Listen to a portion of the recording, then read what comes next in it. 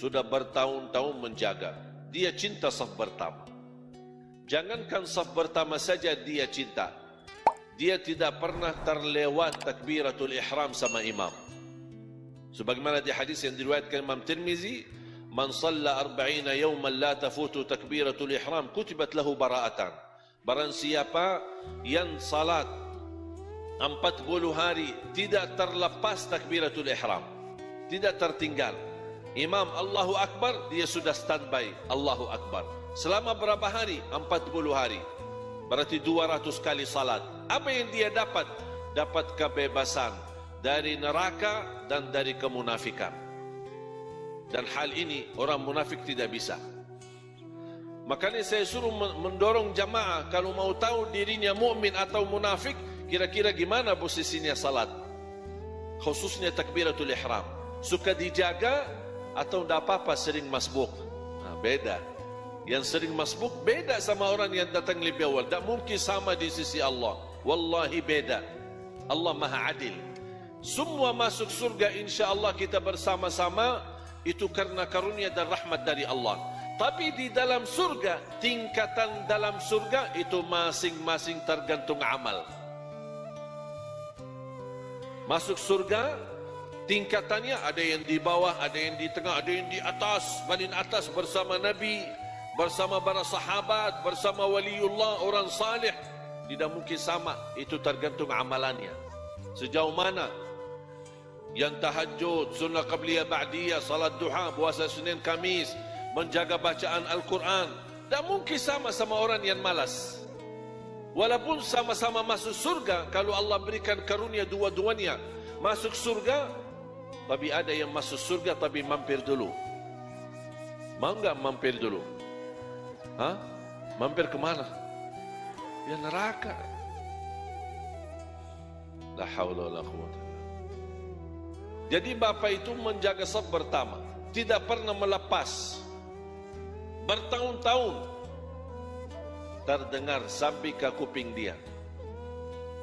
Subhanallah, bapak itu luar biasa. Kami kenal sudah lama. Dia masih bertahan, kuat. Saf pertama selalu, tidak pernah telat. Kalau dia tidak ada di saf pertama, pasti dia lagi sakit atau keluar kota. Dia mendengar di kupingnya, merasa tidak enak. Perasaannya tidak enak.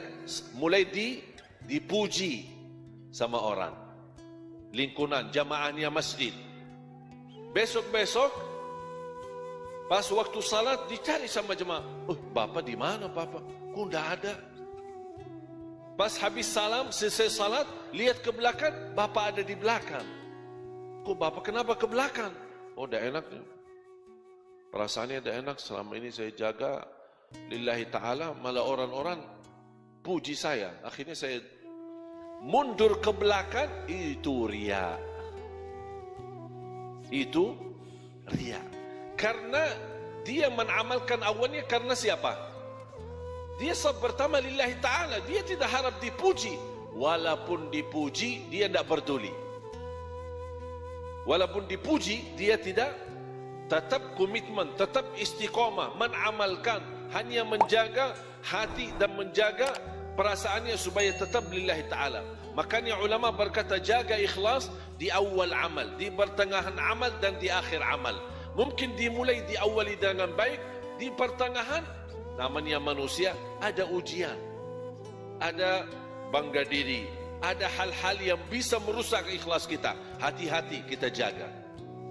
Nanti saya kasih doanya, bagaimana supaya Allah lindungi kita dari sifat riya dan terjaga ikhlas kita lillahi ta'ala.